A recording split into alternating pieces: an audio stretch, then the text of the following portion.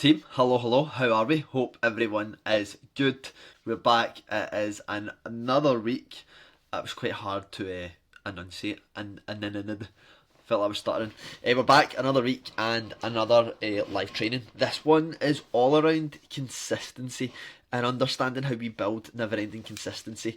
It's probably one of the hardest things for most people is to stay consistent with their health and fitness or any goal that they're really pushing towards.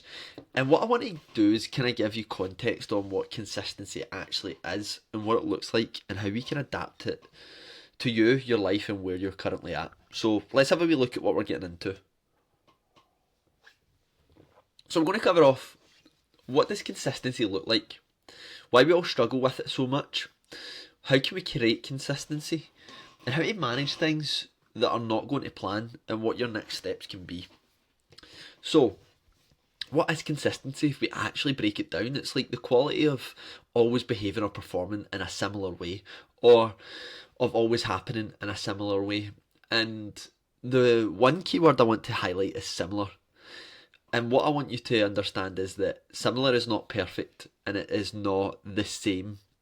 It is similar. It doesn't mean the exact same way. And what I want us to understand is that consistency can be often misconstrued, and we often think that we need to be 100% all the time, whereas it doesn't always need to be true. Sometimes we can't see the wood from the trees because we're actually in the trees, but when we zoom out, we realise that we're actually a lot closer than we think we were. And consistency is just around bringing awareness that things are the way they are, and that if we set expectations and sometimes change those expectations and intentions to allow us to really improve the quality of what we're doing, then that's what we're trying to achieve with consistency. Now, a couple of things I want to ask you is like, what does consistency actually mean to you? How do you know you're being consistent? Because a lot of people will often hit out with the generic term, well, I just want to be more consistent. And it's like, right, okay, I get that. I'm with you. But what does consistency actually look like? How do you know you're being consistent? How do you know that you're moving in alignment with what you're trying to achieve? What does consistency actually mean to you? Because it looks different for me than what it might do to you, to the next person. And this is where we really need to be very specific around how we address these situations in these areas in our life. Because if we don't, what you can often find is that you get left feeling a bit flat, you know what I mean? A bit fed up because things don't seem to be going to plan. But it's not because they're not going to plan. It's just because our expectations are different from what the actual reality is. And that is maybe what we need to think about right now. So, like I said, it's the quality of always behaving and performing in a similar way. Now, if you look at these two different roads, they both get you to the same place. They're just different. See, trying to get this wee guy here in line. Oh, what a headache that was. And it obviously didn't work. But as you can see, these two roads lead to the same place. One's quite winding. It's challenging. It's a difficult drive because the road lines don't work. The other one at the top is very straight. Do they get you to the same place? Yeah. Do we need to understand the variables of what's going to get us to that point? 100%. Are we properly setting parameters that's going to say, this will get us here? Probably not. And what we need to think about is, when it comes to getting to that goal, consistency looks like a different format to everybody else. You don't have the same responsibilities as other people. They don't have the same responsibilities as you. You might have kids, they might not. You might have a very, very busy work schedule, they might not. They might have other stressors in your life, their life, you might not. And what I want you to understand is that consistency is individual and it is ever changing. It's never evergreen. It's always something that's moving and changing. But what we need to do is look at how can we change our expectations week to week to suit the goal that's at hand.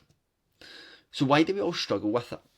It comes down to that one thing of the expectations is constantly skewed. And it's not because you struggle to be consistent, but you don't allow yourself to be consistent with what you currently have in front of you. And I want you to think about that. The expectations that you might set, they're not malleable. They're very fixed. There's no wiggle room for change or awareness to step in. And when we start to create this harshness with the structure that we've got, it leads us to resentment. It leads to maybe not hitting it and feeling like a bit of a failure, that we're not good enough, that we don't deserve that result, which isn't true at all. You 100% deserve this. And sometimes when things don't go to plan, the emotion kicks in and it overrides reality. And that's when consistency kind of hits the floor, because we're like, what the fuck's the point in this? Nothing's going to plan.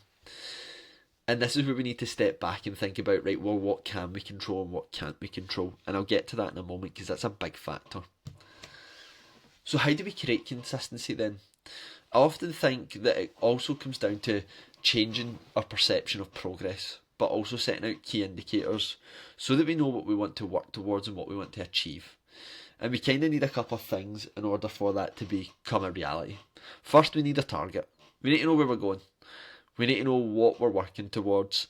And we also need to know what the habits are going to be, what routines, actions, behaviours are required in order for you to achieve X target.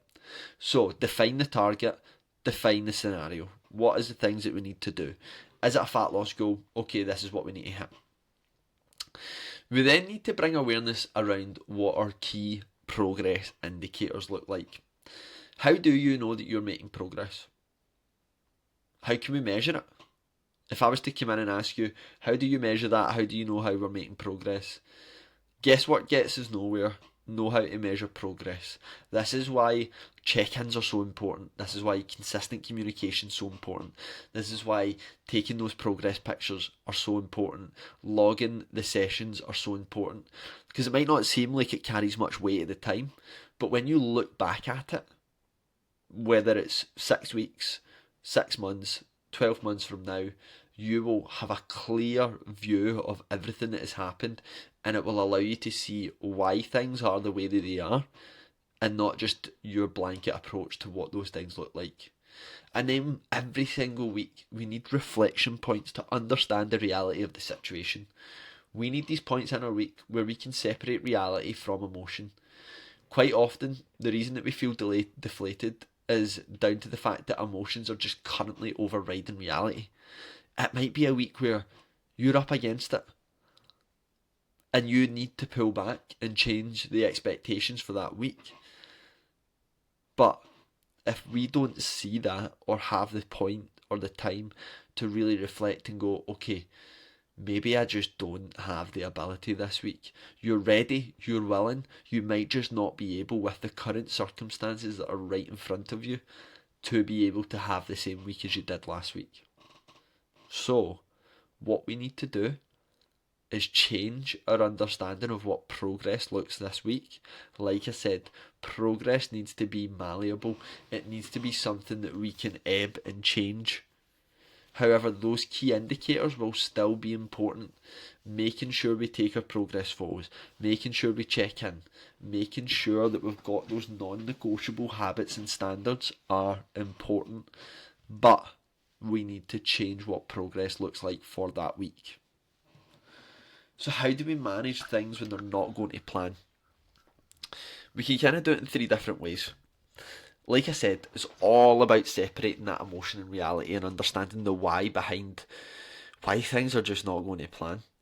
Sometimes you need to zoom out because you're so in the trees that you can't actually see what's happening. Whereas if we took a bird's eye view, you'd see, okay, well, that next step leads to there, and then to there, and then to there, and then I'm out of the forest. And that might just be making some slight adjustments to the plan. The plan at times will need to be altered depending on what's happening at that current point. Sickness, illness, injuries, family, kids, life. All of these things will play a big, big part in what will happen with the goal. And quite often when things don't really go 100% to plan, it doesn't mean that we need to just stop doing everything. We just need to adapt things to suit you at that current point in your life. Like I said, we might need to just address the expectations. Expectations, I always say, kill the dream. And missed expectations are the killer of the dream. And if we don't look at what the expectations are week to week, it's going to cause us a bit of disconnect. It's going to cause us to really ride hard on emotion and disconnect with reality. We need to then make sure that every week we set a bit of understanding around what our expectations are. And then lastly, sometimes the goal might be too far out of sight. When the goal's so far away, it can be very unexciting. And this is why when it comes to fat loss, I always say to people, pick something else as well to work towards, because it will keep you fun, it will keep things exciting, it will keep things on an even playing field that you go, I like that. But if we don't have that in place, what happens is it kind of filters away, and we often are left feeling a bit like, what's the point? And this is why having these wee smaller landmarks are important, because it allows us to really dig into different areas, and before you know it, you're actually at your goal. So, this is the things that I want you to really think about when it comes to consistency. This is called the circle of influence, and as you can see around the outside, we often focus on things that we can't really control. And we give a lot of emotion, weight and intensity to these things that we can't really control. But what I want you to do is switch the narrative. And I want you to focus on what you can and how you can influence it and what you can control. And this comes down to just looking at pinpointing in the middle all these different areas that you can then control. So everything around the outside, what I want you to do is take a bit of paper or even have a note section on your phone. And I want you to take two sections or create this circle. On the outside, I want you to write down everything that you cannot control. You can't control work. Sometimes you can't control traffic. You can't control the weather. You cannot control how people talk to you. You cannot control X, Y, and Z, right? What you can control is how you spend your time. You can control having certain processes in your week. You can control asking for support and help. You can control hitting the certain calorific targets that you're looking to work towards by making sure that you're organised with your meals and everything else. You can control X, Y, and Z. And this will allow you to shift away from the things that are going to stop you into focus on the things that are going to make you. And it's a really simple thing to focus on when you feel like nothing's going to plan.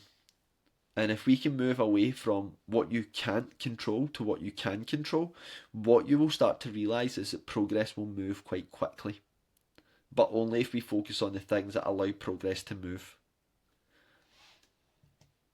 So, what I want to know is, what is the biggest struggles when it comes to consistency?